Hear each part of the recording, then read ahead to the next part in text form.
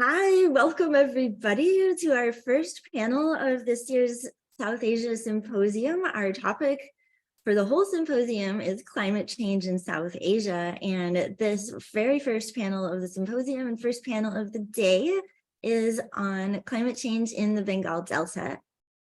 Our very first presenter is Dana McLaughlin from Duke University, and she is going to be talking about gridding solar growth futures without fossil fuels in Bangladesh. Okay, hi everyone.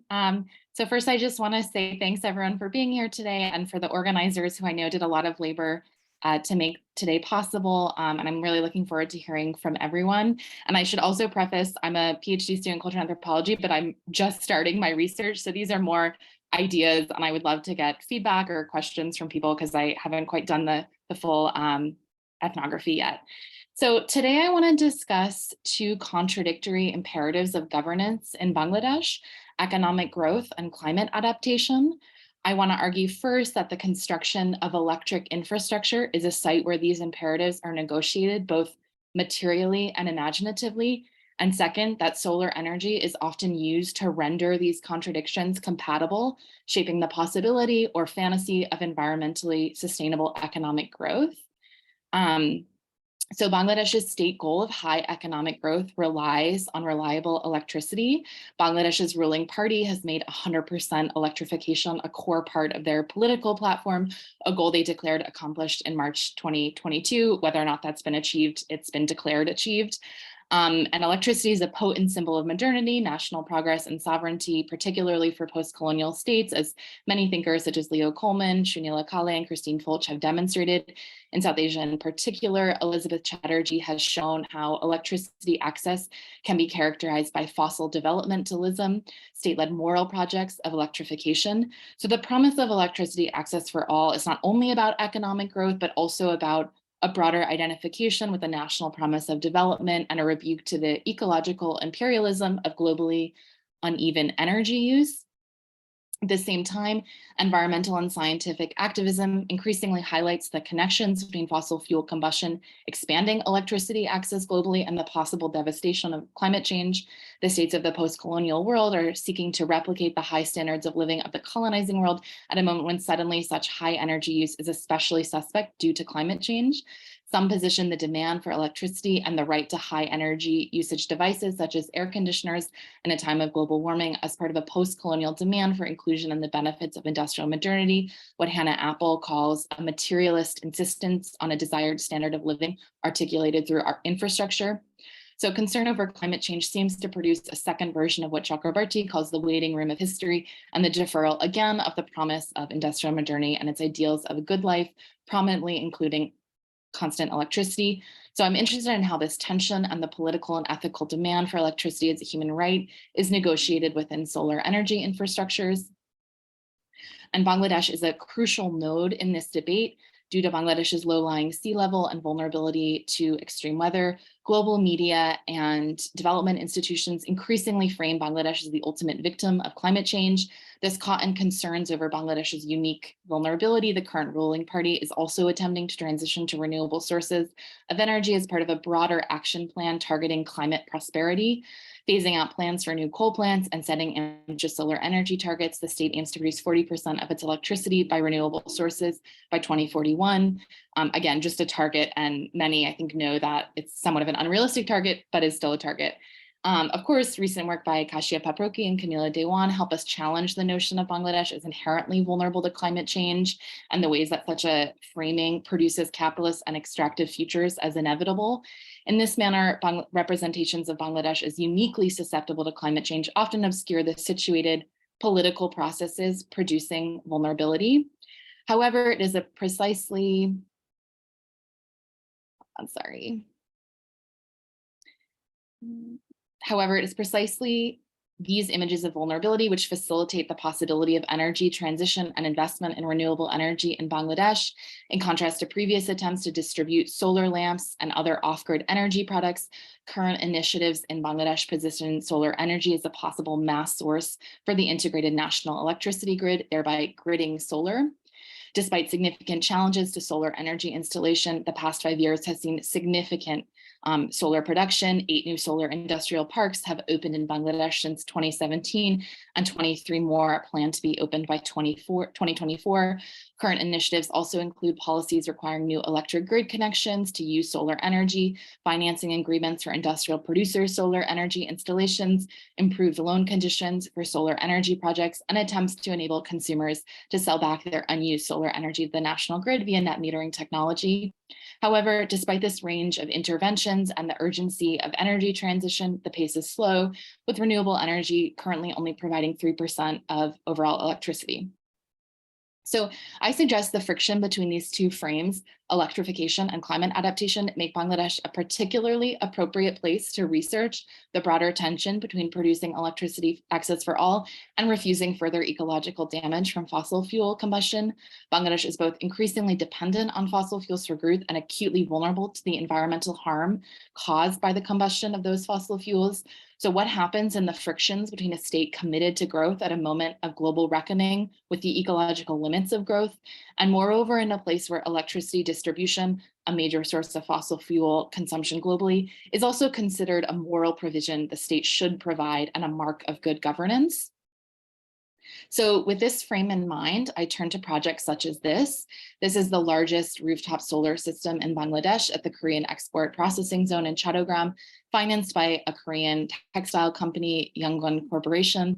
The chairman and founder of Youngwon, Ki Hak-sung, describes the solar-powered industrial site as economically sustainable and environmentally rich. The Korean Export Processing Zone is not just an export processing zone producing some garments and exporting. We want to make it a model for the world to follow, end quote. So what does the economically sustainable and environmentally rich solar-powered garment factory tell us about energy and environmental politics today? So in asking these questions, I'm gesturing towards Timothy Mitchell's argument that the fantasy of limitless economic growth is fundamentally structured by oil. To Mitchell, it was oil that made possible the idea of the economy as a representational object divorced from material constraints and concern over future natural resources. However, if oil underlines the fantasy of endless growth and consumption, what is the role of solar energy here, materially and imaginatively? And what does this project and similar investments in industrial scale solar say about the ways climate change is shaping or reshaping or not doing anything to electric infrastructure? So one thing striking to me about this is that the very term renewable energy seems to posit a limitless supply, even if the transformation of solar energy into electricity is itself not inherently limitless, given the material and financial challenges of producing, storing, and transporting it, not to mention solar energy's reliance on extracted minerals for panels and batteries. What I want to argue instead is that the fantasy of an endless export-oriented economy that can grow year over year over year, fueled by solar, suggests the possibility of replicating economic growth models dependent on oil without the oil. In other words, while solar here is materially providing electricity needed for nonstop production, it is also providing an imaginative resource, a frame through which to imagine the future as both ecologically sound, not dependent on fossil fuels, and thereby different, and yet also the same, not necessarily challenging contemporary politics of resource extraction, consumption, or offering a different way to imagine relations between energy, electricity, and the economy. Overall rates of solar energy in Bangladesh are low, so I'm not suggesting that solar energy necessarily materially enables continued investment in an export-based economy, but I am suggesting that solar energy allows people to imaginatively extend the economic growth paradigm, not necessarily produce a new understanding of the economy based on a different relationship to nature with an understanding of natural resources as finite. This is not just about producers either, but also the possibility of reproducing fossil fuel lifestyles, such as ever-growing consumption and mobility, just without the fossil fuels. As a growing cost of living crisis centered on high energy and electricity prices sparked protests in Dhaka in 2023, solar energy seems to promise a solution for the intersecting crises of expensive, unreliable, and ecologically damaging electricity infrastructure. To be clear, I'm also not saying solar energy infrastructure or investments are harmful. Rather, they are deeply necessary given the effects of fossil fuel combustion. Electricity is not a luxury, but a human right, and therefore efforts to build electric infrastructures that rely on renewable energy are politically and socially crucial. It's more that I'm trying to think with the ways that at both the material and imaginative level, the networks enabling renewable energy in Bangladesh are embedded within extractive relations to natural resources, and what that embeddedness says about political and ethical demands for energy transition. Though the question of how climate change is influencing the construction of state infrastructure and ideals of development is particularly pronounced in Bangladesh, this question increasingly reverberates elsewhere. Some suggest global north lifestyles dependent on high energy consumption do not need to change, only to shift to renewable sources of energy, and in the words of Saul Griffith, electrify everything, while others such as Winona LaDuke, Amitav Ghosh, and Simon Howe argue renewable energy usage alone will not avert ongoing ecological disaster without a deeper reworking of existing political and social systems. Will energy transition produce a new relation to growth, or does it serve as a solve for existing projects of business as usual? In a global context of extreme energy inequality and disparate vulnerability to climate change, I suggest electric infrastructure is one central arena through which these questions increasingly play out. And thank you, I'll stop there.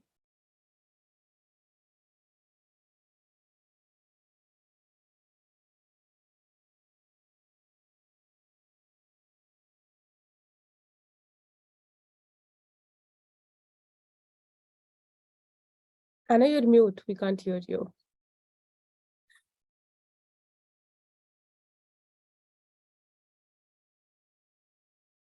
There we go. Sorry about that. I said, thank you, Dana. Thanks for giving us so much food for thought in the first presentation. Moving right along to our second one, we have Mohammed Humayun Kabir from University of Chittagong, Bangladesh, and University of Graz, Austria, with a presentation entitled The Physiographic Effects of Climate Change and Sociocultural Innovations for Adaptation in Coastal Regions of Bangladesh.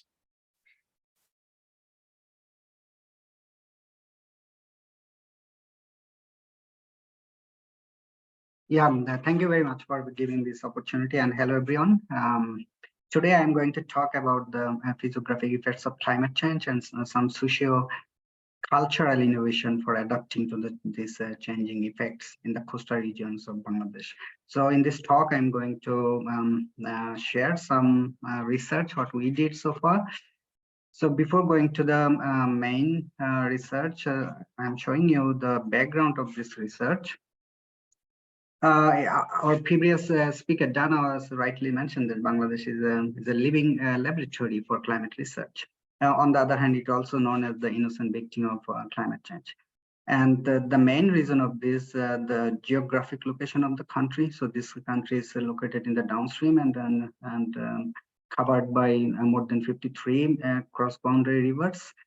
And also more than 70% of the whole country land is only 2 meters above the mean sea level. So that's why it makes so much vulnerable to climate change impacts and also the socioeconomic conditions of the country.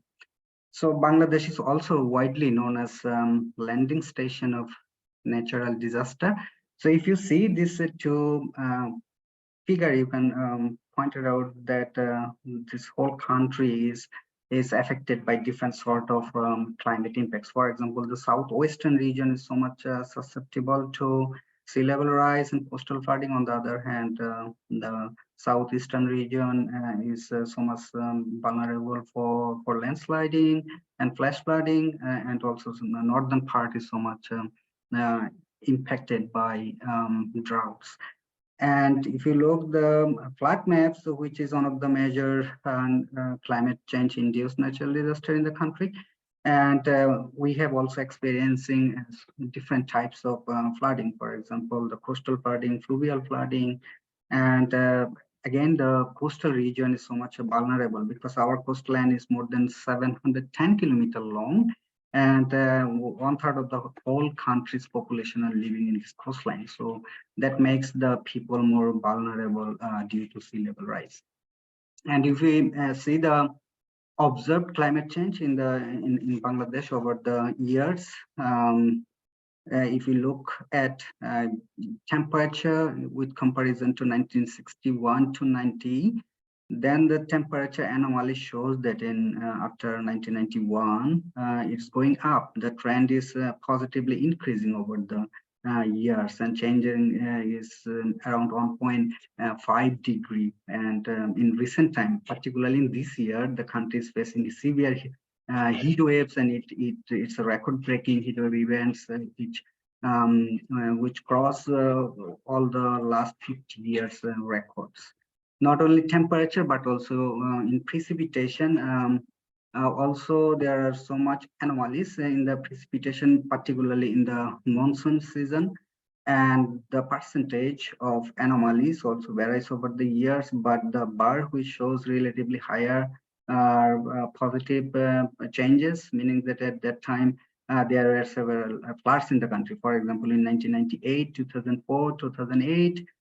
So these are the some years where severe flooding occurred in the country. And also sea level is also increasing in the country due to mainly for geographic location, but also nature of the delta, because our delta is one of the most dynamic delta in the world. So that's why sediments are deposited in the ocean bed, and which triggers to rise sea level more faster way.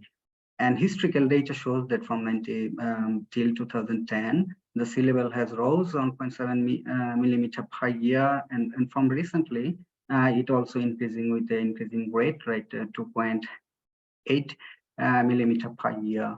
And satellite altimetry data analysis also support this this changing rate, and they mentioned that 3.2 millimeter per year is the current rate of sea level rise. And if you look the map of the coastal region, it showing that till end of this century or mid of century, this sea level will rise in different scenarios. For example, SSP 1 and 2, SSP 8.5, which is the extreme climate scenarios, and the sea level will rise at the end of the century 0.54 meter in SSP 1 scenario and 0.86 meter in extreme scenario, which is SSP 5 in 8.5 degrees centigrade increase temperature.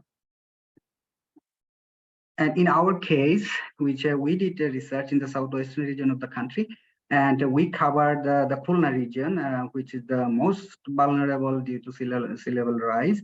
And we did research on sea level rise induced different impacts, and also how locally led adaptation practices help them to adapt to this negative impacts of sea level rise. So we, in this map, basically showing the Khulna region and also our geographic boundary, where we collected different sorts of data, and in this map, basically showing the union, which is the smallest administrative unit of the country, and we do intensive field study in these two unions. And the main objective was to see the linkage between the climate change geographic impacts and its associated causes, and also its effects on them, particularly in the southwestern region and also in the eastern region, and also explore the locally led socio-cultural innovation to adapt with these challenges. And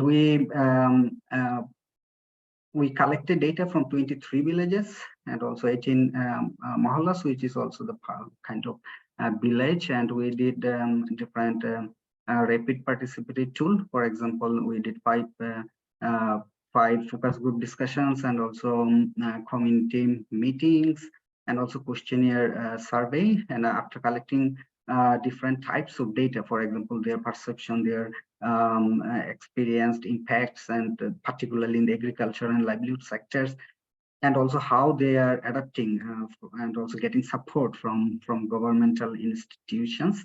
And after that, we ranked the severity ranking, problem ranking, and also we try to understand the current cropping calendar of this studied area. And we found that man-made and natural, both regions are responsible for these physiographic impacts, and which varies between place to place, and which also depends on the context of the area. And we found that in terms of main impacts, salinity is the highest rank, salinity is increasing, and the main reason for this the rise of the tidal water and stagnant saline water, and also breaching the dikes along the coastlines, and it causes different effects. For example, decline the crop productivity, damage the decline the vegetable productions. Also, it's increase the fish mortality, and also decline the soil fertility. And the second main problem was the rising water level. So people said that the improper construction of dikes and sluice gates and siltation in the riverbed was one of the main causes for this rising water level, and as a result, disruption of settlement and also properties through overtopping the dike. Lack of sweet water reduces the crop productivity, and also a lack of pure drinking water. So these are the major impacts there, what they're experiencing now. And mostly the fishermen and also local farmers are most affected community. And they're trying to adapt to this situation by tidal river management, also removing all the illegal infrastructure and settlements and on dikes, and also planting more trees along the riverbeds and dikes. And the third was the irrigation, land erosion. So land erosion was another problem, and the main reason was like increasing the force and velocity of tidal water, and extraction of sand from the river bank was one of the main reasons for this. And the main effects were the like losing of household and also cropland, and increasing slums in the towns, damage of roads and rural infrastructure, and of course it declined the overall croplands and grazing land for livestock. And fourth one was waterlogging and inundation. And waterlogging and inundation mainly coming from the decreasing water flow of the rivers and lack of proper drainage management, and excessive raining and flooding, and also emergence of shorelands, and also limited number of limited and unplanned construction of sluice gate also causes this this type of effect. And it causes also spreading of diseases, declining of soil fertility, disruption of communication, and also it causes infrastructure damages. In addition to this, it also caused death of sweet water fishes by saline water. And people are trying to adapt to the situation by river dredging and excavation of the canals, cultivation of saltwater land, rice trees. And also shoreland are also facing some problems. So these are some pictures that we found in the studies areas, that in the coastal areas. The soils become eroded, the main road damaged, and household lost, and agricultural lands also lost due to such type of sea level rising impacts. And yeah, on the other hand, people are also doing some innovative techniques to adapt to these impacts. For example, they're making their household more flood resilient, particularly the coastal flooding, and they are making their indigenous knowledge and also their cultural knowledge to build this. For example, they raise their platform of the house. They also raise the basement of the house, and also different types of mechanism. You can see that the building structure is totally different. And also they're trying to rising the land to protect the crops from inundation. And farmers are also doing some interesting things. For example, that they have developed a community mangrove aqua silviculture, which is basically an integrated approach. In the right figure, you have seen that there is a dike around the pond, and in the pond there are also mangrove species with fish species, and in the dike they also grown different tree species. So it not only provides the food and also trees, and also it helps to make some fish production. For example, shrimp cultivation, and also palm also cultivated in this integrated system. So in the southeastern region, which is Chittagong region, where I am working basically. So this region has different stories, but they are suffering from water scarcity for particularly in the hilly areas, and they are collecting water from different sources. And mostly they collect from streams and dam over the stream. So these are some indigenous names like Goda, and very small stream they called Tagalog. And they have also some hill bottom spring well, which they call Shila How. And also they have tube well and ring well, and they are collecting water from different sources, particularly in the December and April, the dry season, which is a crisis season for drinking water. And also the less rainfall and also elevation, there's some connection with this. And they are collecting water mostly from Shilaho, 42%, and on the other hand, 65% people dependent on Goda for irrigation purposes. So these are the two pictures, basically, two different types of indigenous techniques in the hilly region of the southeastern region, and they are collecting water from the hills, basically using different indigenous knowledge. And to sum up, I would say that sea level is changing, and which is a very common case in the southeastern region. On the other hand, water is also scarce in the southeastern region of the country, which indicates the strong signal of climate change in Bangladesh. And historical evidence also showed that sea level has been changing at an increasing rate, and it causes serious damage to the affected community along the coastal line of the country. And we have observed that, and the people are experiencing different impacts on life, livelihood, and natural environment on shorelands in the coastal areas, and water scarcity in the hilly region. And people in the affected areas, they are using their traditional knowledge and indigenous knowledge, respecting their cultural values.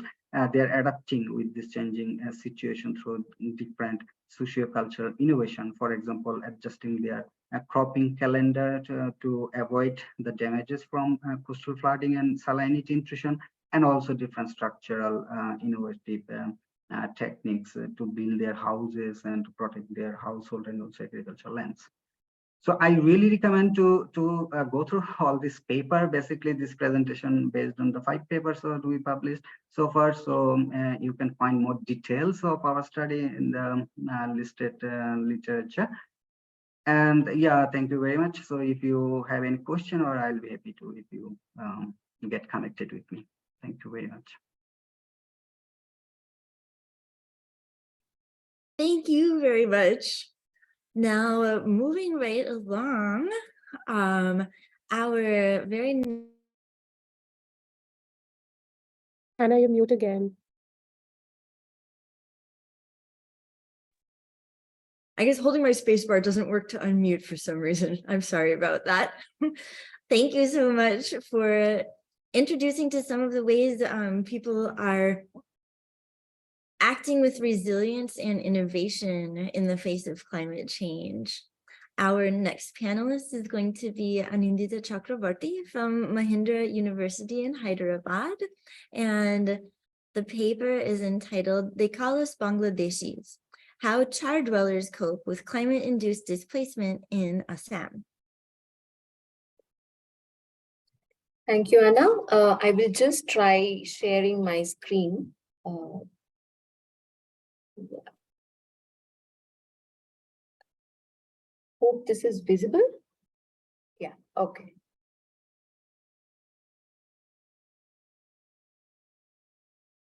Yeah, sorry. So good evening, everybody from India.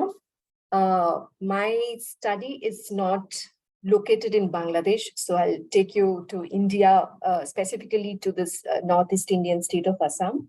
And I'm basically the connect of Bangladesh is here as long as I talk about the label of Bangladeshis in the migrant other residents of the state of Assam. So that's basically what I'm going to talk about. So the research, as I said, locates itself in the northeastern part of the country, the state of Assam, and it employs the conceptual lens of resilience to understand people's everyday negotiation with river erosion, climate-induced displacement and construction of a doubtful identity.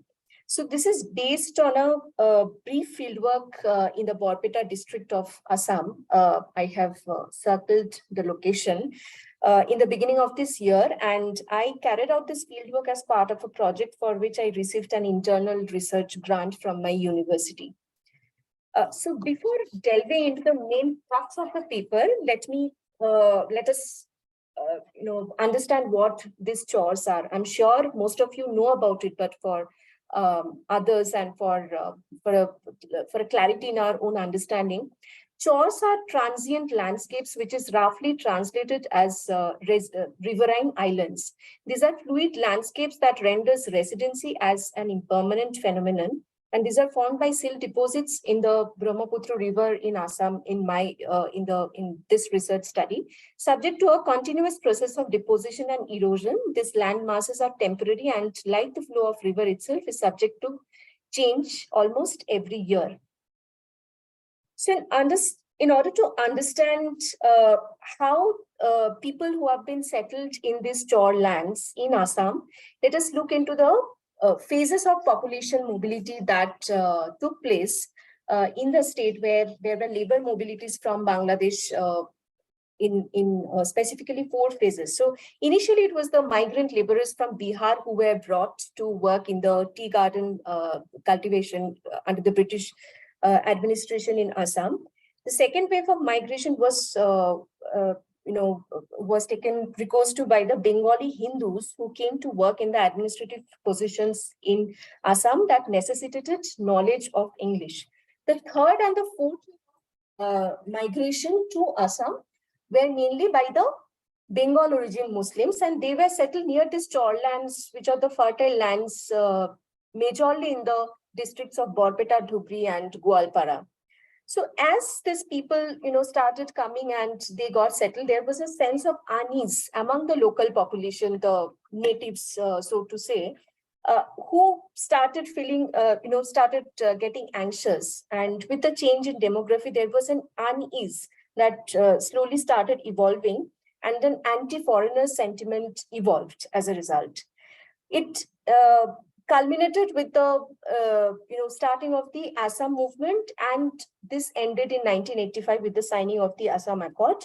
The Assam movement was launched by the All Assam Students Union, and based on the logic that an ongoing influx of population, the persisting and pre-existing mobilities from Bangladesh to Assam have caused a lot of threat to the indigenous population. In later phases, there are a number of legalities which I have enumerated in this slide. There were a series of acts which were passed. Very important among those were the Citizenship Amendment Act of 1986, 2003, and the recent being 2019. And an emphatic mention of the citizen-migrant disjunction has been witnessed through political campaigns as well as legislative nomenclatures. The presence of the Gulf became more pronounced with the initiative to document the authentic citizens to the NRC in Assam, the National Register of Citizens. And as part of this exercise, there were 2 sets of documents, which were the List A documents, where people had to prove that they were either residents of Assam before the cutoff date of 1971, 24th March 1971, and or their forefathers had been residents of Assam before this cutoff date. And List B documents were majorly the identity documents. Now, the NRC is argued critically due to its exclusion of several sections of the riverine communities, among whom the Bengal origin Muslims settled in the chors were also included. These communities encountered the question of citizenship related to land rights and indigeneity. Proof of residence, which is one of the prerequisites for inclusion in the NRC, also implied the aspect of permanence of not only residence, but also ownership of land itself. Rivers renewed the destruction and construction of chors, and the floods continued to shatter agricultural land and human settlement. The question of accessibility to permanent land assumes importance in this context. The instability of the landmass in the chor areas has meant that the land is not really owned on an individual and permanent basis, and is subject to to negotiation. Where land itself is impermanent and shifting, ownership is much like the river that flows through it. In one of his articles, Onkur Tamolipukun, who has done a lot of work on the chores of Assam, has pointed out that this reality of impermanence and shifting lands, which is actually destabilizing ownership of land, this reality itself is absent in the eviction narratives, which popularizes the narrative of illegal migration and the stigma of the displaced as illegally migrated Bangladeshis in Assam, and that these inhabitants have settled in government-owned land. This is also based on the imagination of land as fixed and a binary understanding of land and water, as Gopa Samonto and Kuntola Lahiri Dotto also brings out in their study, which is unrecognizing the transient nature of the landscapes. This is embedded in a colonial land policy and land revenue that becomes possible by attributing fixity to land and determining its territorial limit. The post-colonial state continues to enjoy the power to unilaterally demarcate tribal belts, reserve forests, and grazing reserves. This has also meant that the state reserves the right to arbitrarily evict populations acquiring massive tracts of land in the name of development projects or in the name of clearing encroaches on government land, like what took place in 2021 September. I'm not sure if all of you know about it. So there was a massive eviction initiative carried out by the Assam state in the Dorong district of Assam, and where they are now, after the land being cleared, they are now setting up a multi-purpose agricultural project in that area. So narratives that were circulated in the mainstream media reiterated that those evicted from Dorong were encroachers, they were not victims. Jury Borua observes that due to political economic reasons, erosion does not qualify as a disaster. So in the presence of non-recognition of erosion as a disaster, there is lack of rehabilitation policies in the erosion affected areas. Also the lack of patta meaning record of land ownership. So in the lack of a patta in the chores, this gives immense power on the hands of the state as they can evict people citing that they are trespassers who have settled in government-owned land. The impermanence of residents, as explained earlier, owing to shifting course of river, coupled with soil erosion, also makes people shift from one place to another. And this constructs their illegality. Also, the policy initiatives are defined by the very conception of indigeneity, which is juxtaposed in contradiction to the idea of Muslimness that has weaved in the region. I'm sure, the recently passed Citizenship Amendment Act makes non-Muslim population in India eligible for citizenship. And there have been recurrent mention of, discourse of legal refugee connoting the Hindus and illegal trespassers and foreign infiltrators, referring to the Muslims again and again in the government's policy discourse. So that makes, that kind of juxtaposes the Muslim identity as contradictory to the indigenous identity in Assam specifically. So a newly implemented mission Boshundhara, a mission called Mission Boshundhara is a government policy of giving land rights to people of Assam. Now the people of Chors are not being given land rights under this scheme. So participant shares that if you are not indigenous, you will not get land rights under this mission. It says that those who are the Bhumiputra meaning sons of the soil, we will give patta to only those people. So this also tells us about the substantive and constitutional aspects of belonging, as indigeneity gets shaped by an ethno-nationalism, where indigeneity is contradictory to Muslimness, as is evident in the practices and policies of the Indian state. So it is a looking away approach to borrow from Van Schendel's understanding, and a forgetful approach on the part of the state insofar as welfare is taken into account. And a surveillance state when there are eviction measures implemented, when the state is not acting on its welfare tenets, providing permanence or rehabilitation benefits, and the civil society groups in this, in such a situation, the civil society groups and solidarity networks have taken up the responsibility of the community's well-being. Hence, there are community workers who are working at the grassroots, educating and sensitizing people about their rights. I mean, I probably have not mentioned about the recurrent violences that has, that has been inflicted on Muslim communities, and there are recurrent riots and experiences of violence have, consistently been encountered by Muslim communities in Assam specifically. So I will conclude my paper by trying to understand the concept of resilience through the vocabulary of a participant whom I interviewed during my fieldwork. He explains, I have seen how the bond is between each other in a community. This is very strong. During the flood in the Chor, when the water comes, ants, how do ants survive with water? They become like a ball, and the ball keeps rolling on the water. Some of them are beneath, some of them on the water. Some of them are beneath on the water. After some time, they move up to get oxygen, and then they roll over again. They give this example when the flood comes in the chores, we become like ants. Not all people in the chores have boats. One person might have a boat. It is also said like Nair Eknau, Ni Nai Shoteknau in the regional dialect.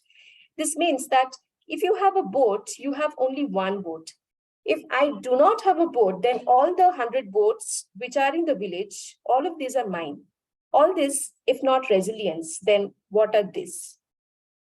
He says that it is the collective experience of suffering, violence, victimization, and marginalization that has shaped their we-feeling, and this is in response to the absence of a welfare state and presence of a brutal state, which legitimizes violence and patronizes oppression.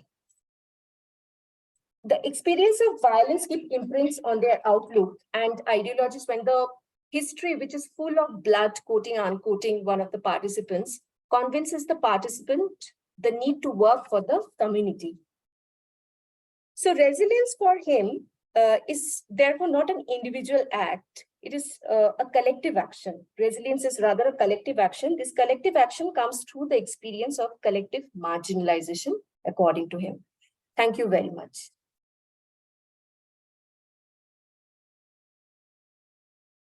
Thank you so much. Thank you. And our next panelist is going to be Zinat Hossein from the Department of Earth and Environmental Sciences, KU Leuven in Belgium.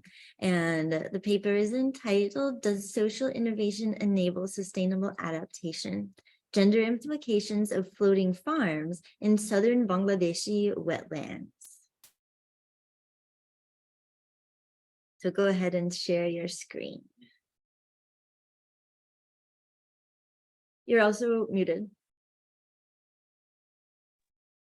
Yeah, I think I'm having some difficulties in sharing screen. Don't know why. It was okay yesterday. Let's see.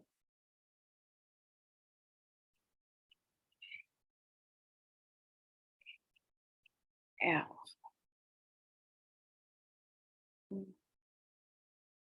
Can I send an email with the presentation? Because I think You can send it to CSAS@hawaii.edu. I'll bring it out.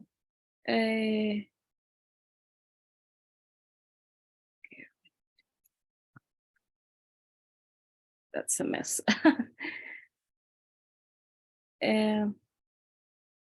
What's the email again? Can you write it down? The email that I've been sending emails from, CSAS@hawaii.edu. I just put it in the chat. Yes, I know.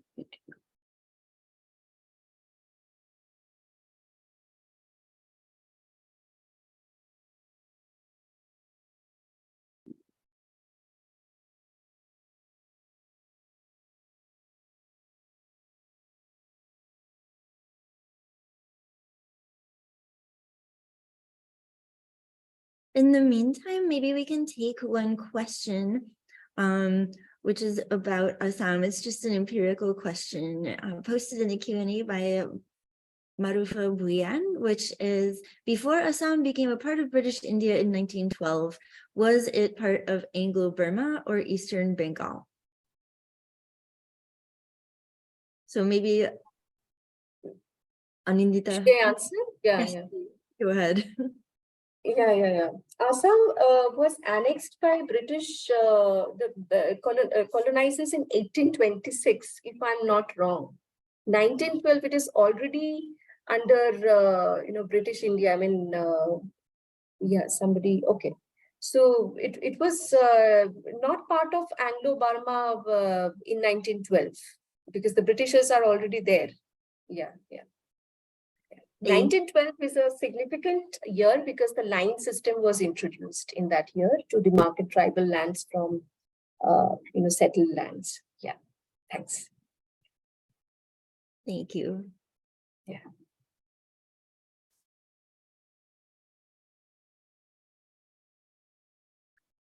Yeah, sorry, you're still waiting, but maybe I can start. Yeah, I got it. Just give me 1 second. I'll screen share.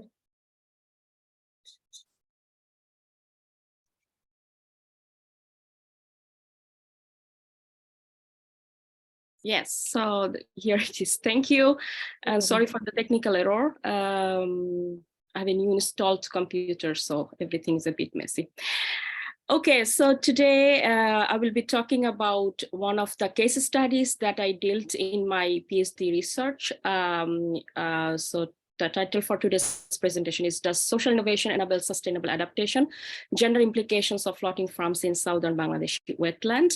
I mentioned before, I'm a PhD researcher in KU Leuven, based in Belgium. Next slide, please.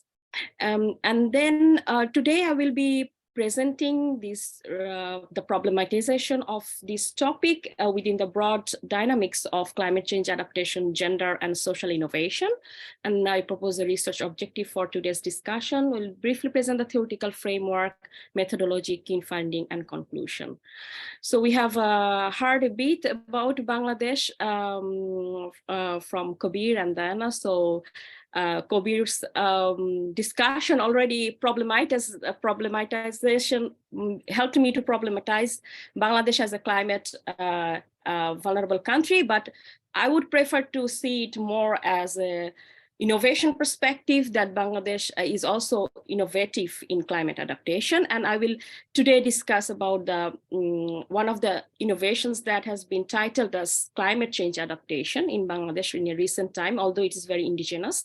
And we'll see that how I could discuss the sustainability of such kind of practice. So I position my study within the complexities of climate change impacts, more extensive and longer lasting repercussion and implications of adaptation itself. So there are a lot of versions of adaptation, but there's a question among the scholars in the recent times then how adaptation should look like, because there are a lot of examples that adaptation generates unequal consequences to the underprivileged community. Particularly, the planned adaptation frequently remains silent about the social vulnerability and underpinning socio-political issues. And then we have to think about how we want to design the adaptation and how adaptation can be more socially and environmentally sustainable. So based on that discussion and global debate, I position this research where I analyze a case study called floating farms. I will explain what is floating farm later. And I want to see, I want to build the link between floating social innovation, gender, and climate change adaptation, and discussing the role of engendered social innovation, which I propose in my PhD thesis, how this concept can play a role in enabling sustainable adaptation in rural coastal Bangladesh. In the other hand, this study examines the sustainable adaptation challenges as well as the potentials by analyzing an indigenous practice named floating farm in southern Bangladeshi Delta from a combined gender and social innovation lens. Next slide, please.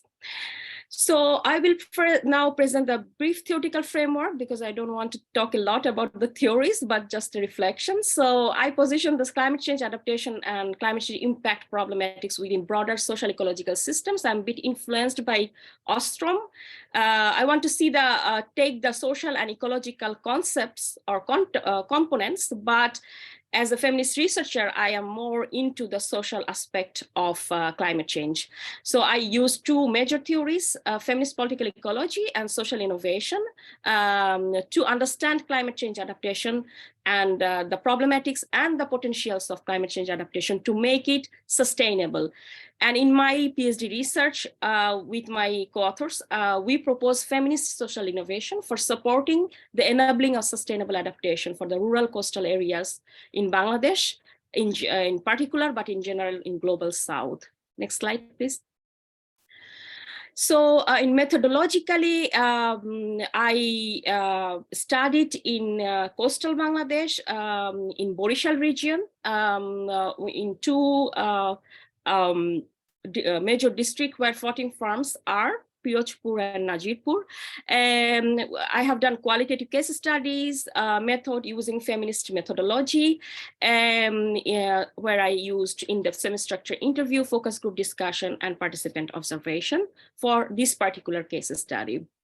Next slide. So I will introduce now what is actually floating farm and how the land is used in floating farms. So floating farms is an indigenous practice that has been continuing in Bangladeshi wetland since 200 years approximately, according to the local people. So Bangladesh, beside climate change, geographically, the position of Bangladesh is a bit tricky in the sense that it is the largest river delta in the world, and then it always had a problem. Since ancient time, it had the problem of waterlogging. Climate change added this waterlogging problem even more, but we had it historically. And then to tackle this waterlogging and longer flooding problem, the community came up with an innovative solution, which is called floating farm.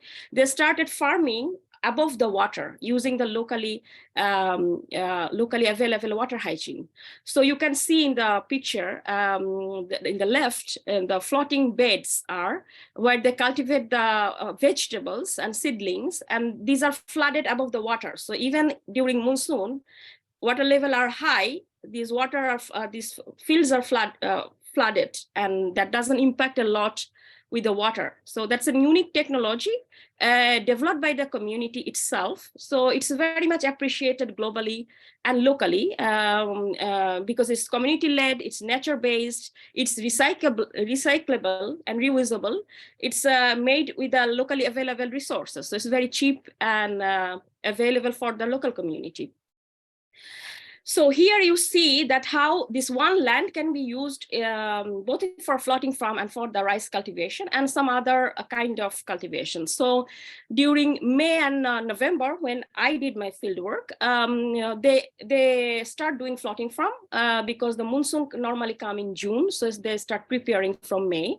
And then till November, they have several rounds of vegetables and seedlings because this grows very fast. So they don't take like 2 to 3 months, more than 2 to 3 months to have one bunch of vegetables or seedlings.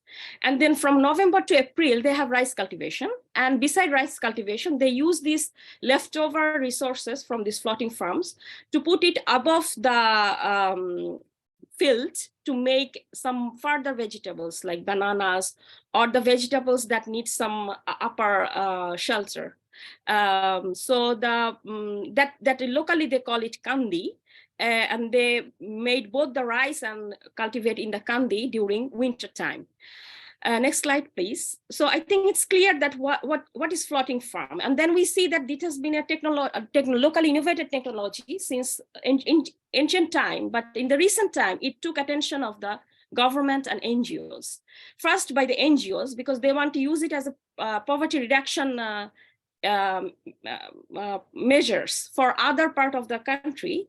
For example, in Howrah region or in the hill tracts in Kaptai Lake, they wanted to use it and replicate it, but not as a climate adaptation, but more for the food security and poverty reduction. The first floating farm taken attention with the television program called Matio Manush, which is very popular agricultural television program, is telecasted in the national channel called BTV.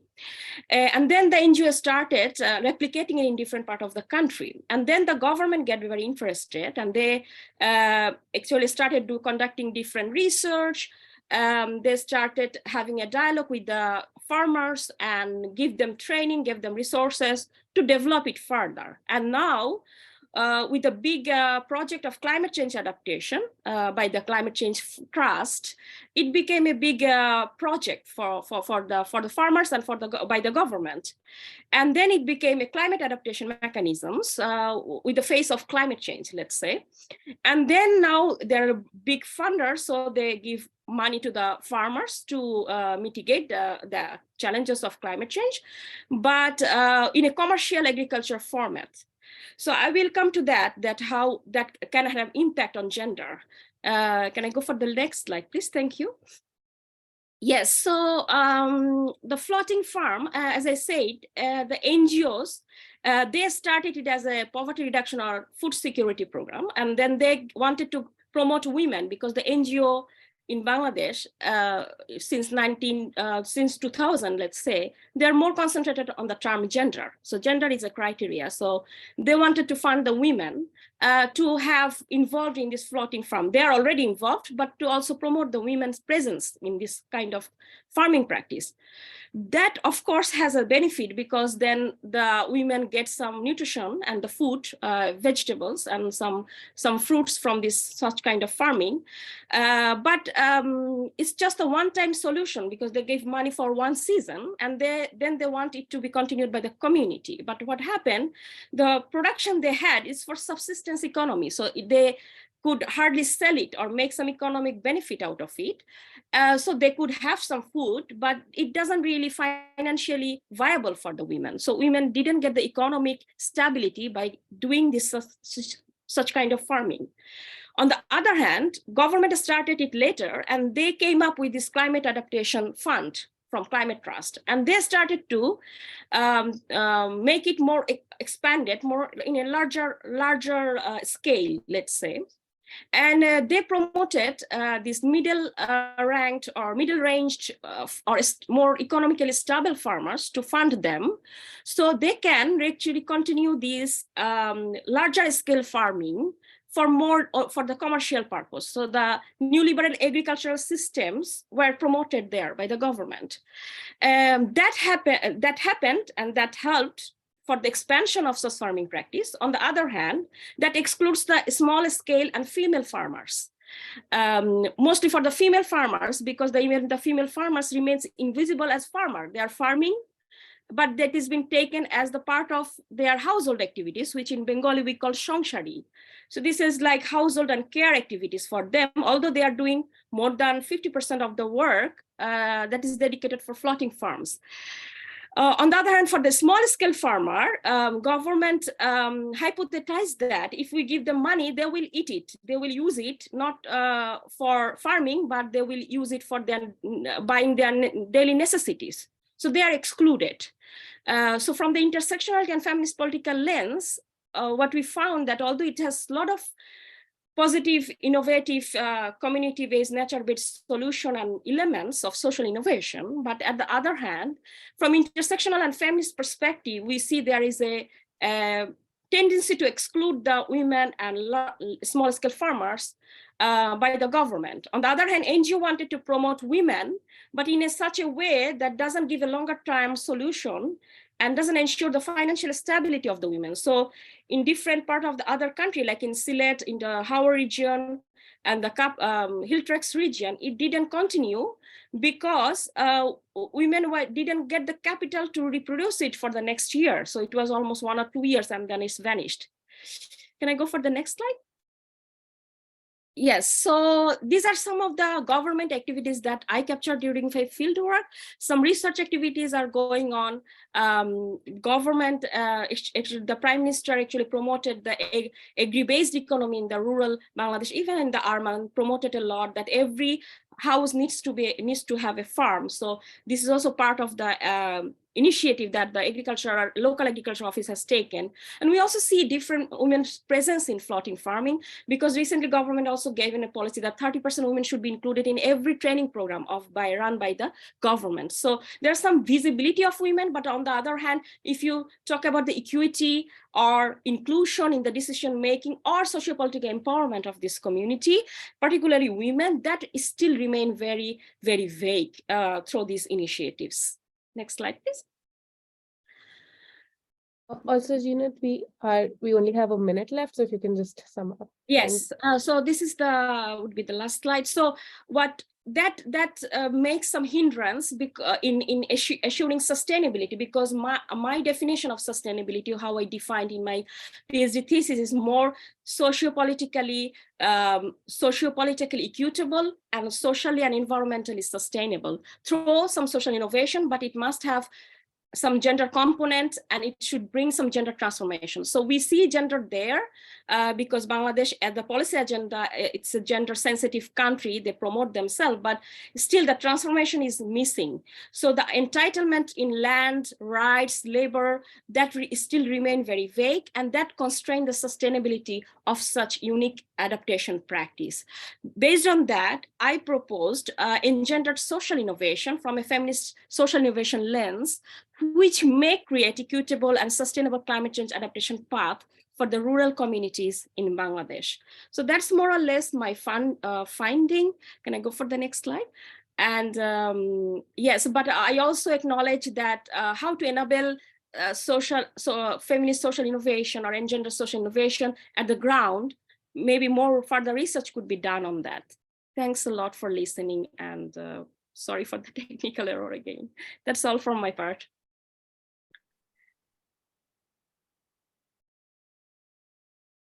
Thank you very much, Jeanette, for that really interesting presentation. And thank you to all of our panelists for their very interesting presentations as well. I think we're getting off to a great start. We now have 20 minutes for questions.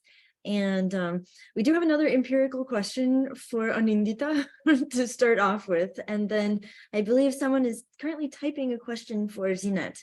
So while we wait for that question to be typed, I will read this question for Anindita, which is, why was Assam territory separated from Bengal in 1874? Thanks for answering my previous question as well. This is also from Marufo Buyan.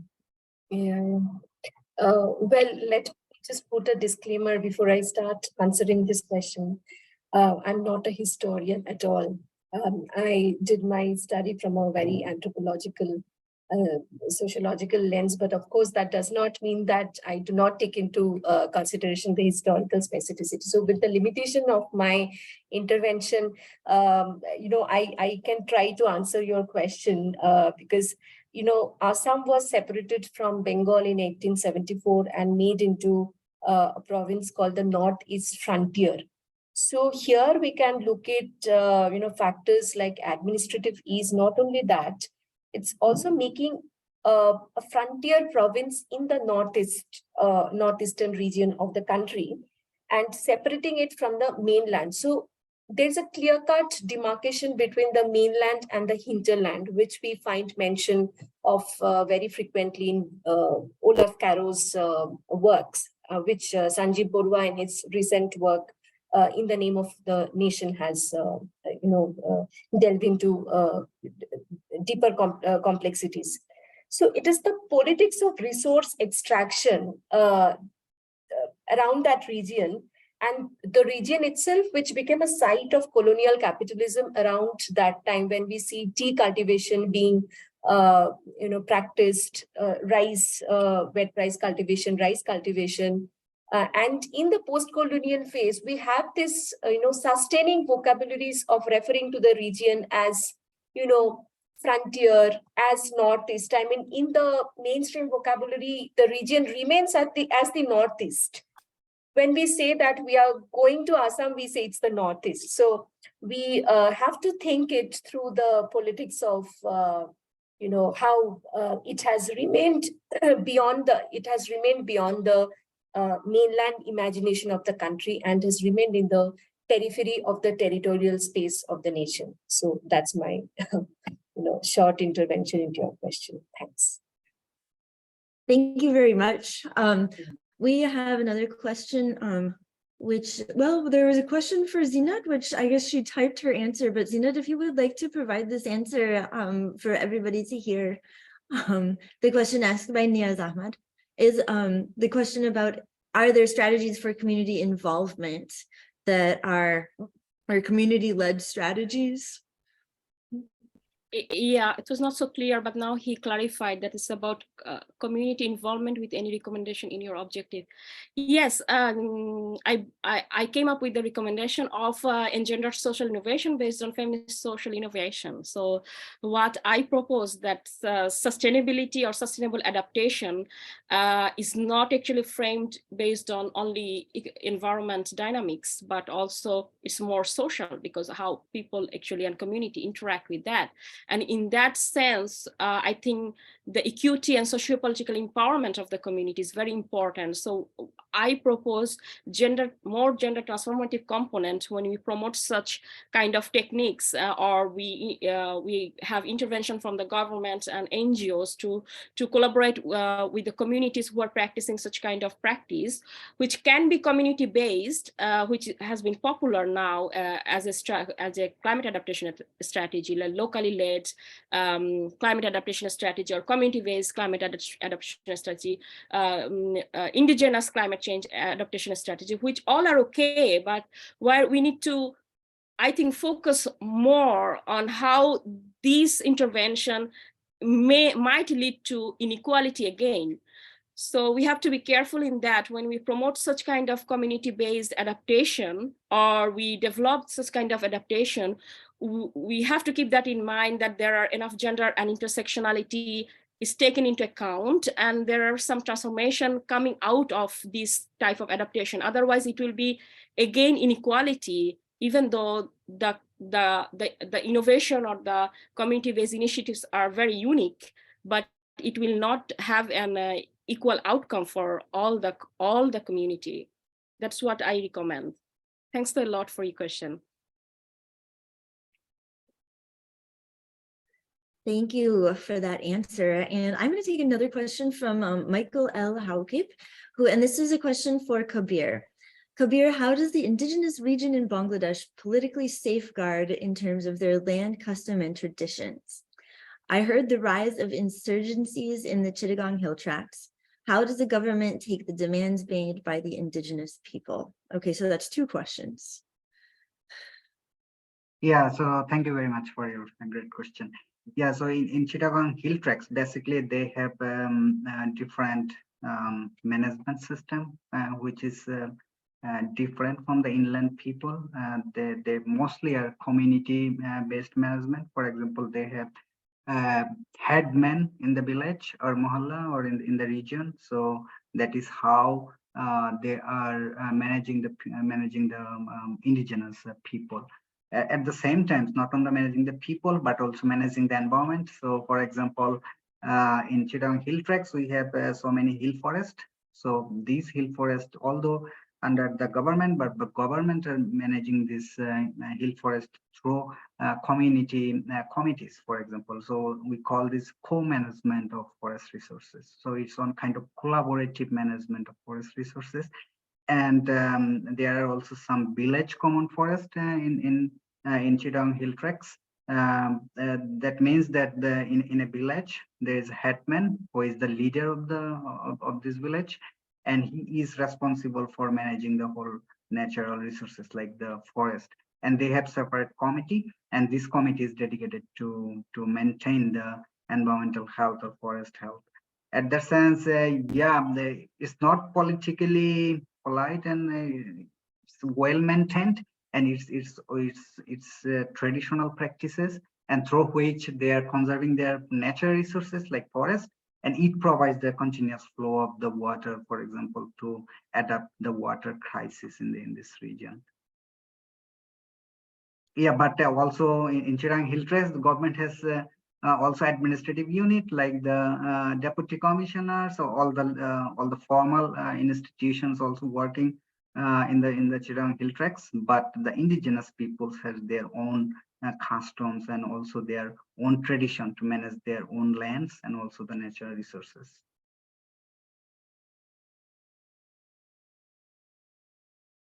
Thank you.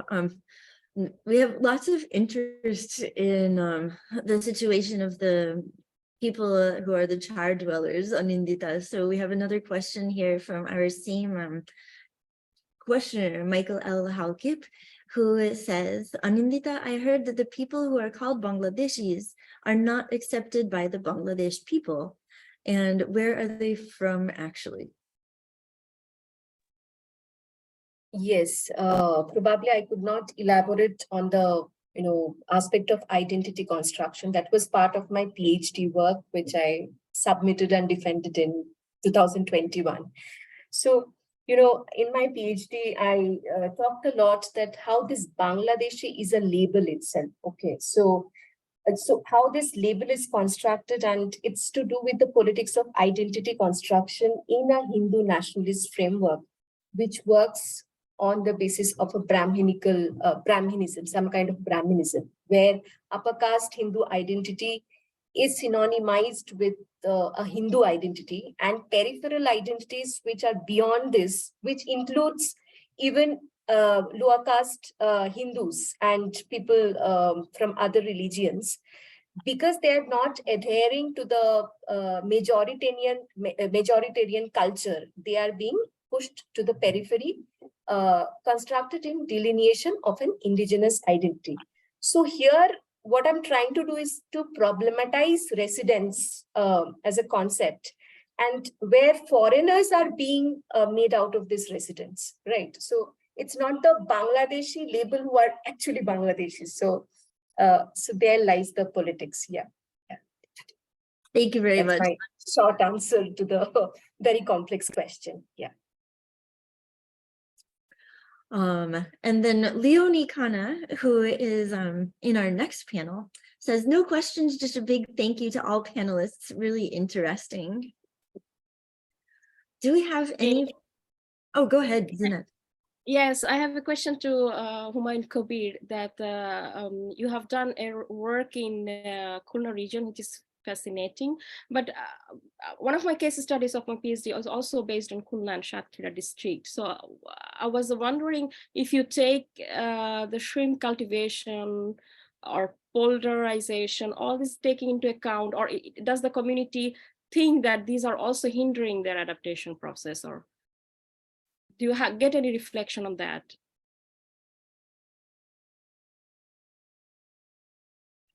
Yeah, so in our recent study, which we published recently, so yeah, in the reference list, you also find this paper where we try to identify the locally led adaptation practices and also the sea level rise in this problem. So yes, they mentioned that like the salinity increment in the coastal region. So they mentioned that like expansion of shrimp farming is causing this salinity increase along with the sea level rise, and also breaching the dikes, and also less freshwater flow from the upstream, and prolonged dry season. So these are the some people's observation why the salinity is increasing, and mostly the fishermen and also the farmers are the respondent, and also local livestock businessmen. So yeah, they said that. Yes, like and that. also in add on that, how is the polders? Because what I observed, the polders are also man-made kind of constraint in the water flow. Yes, And do you find some?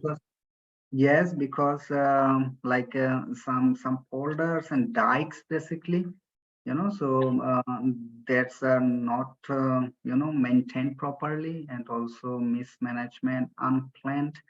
Yeah, so these are the some reasons for their negative impacts. Thank you.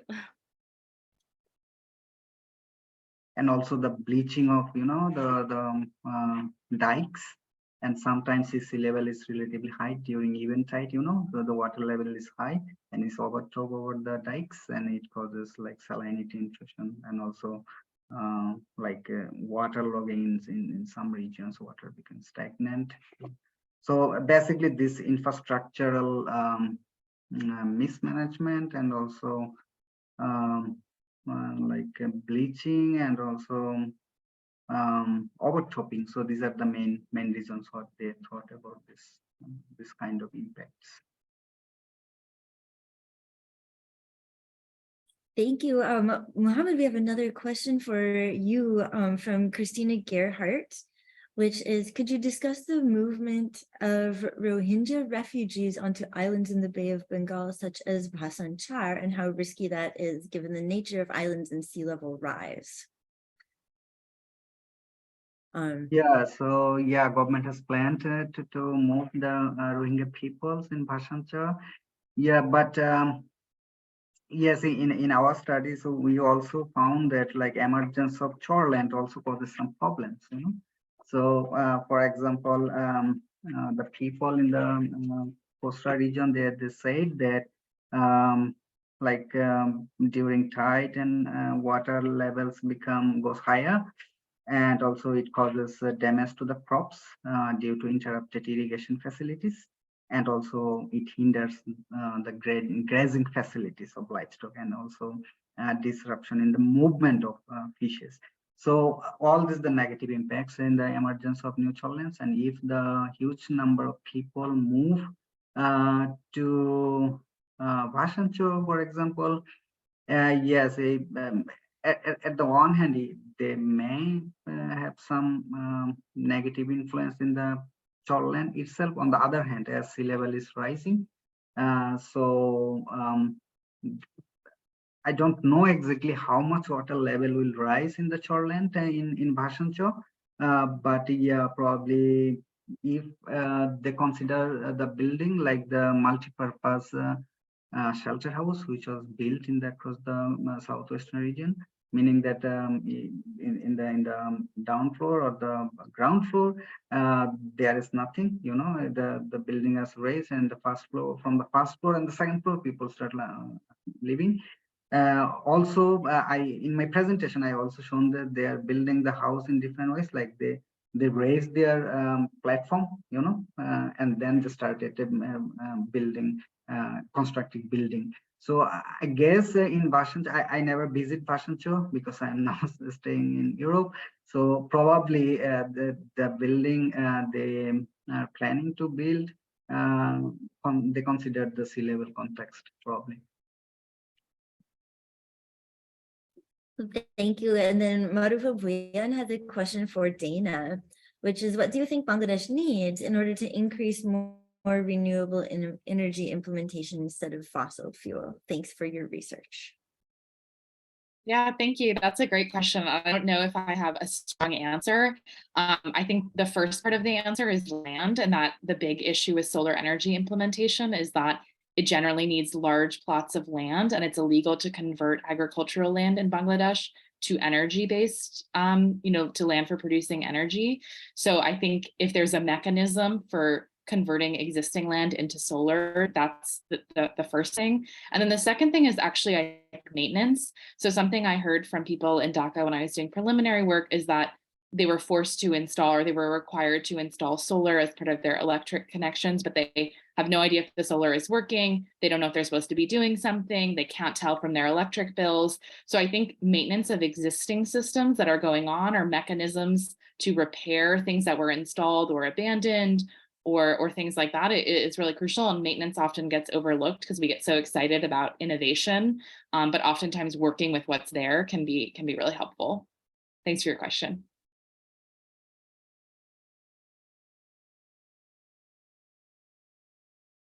There are no more questions in the Q&A box, so I want to ask Dana a question too.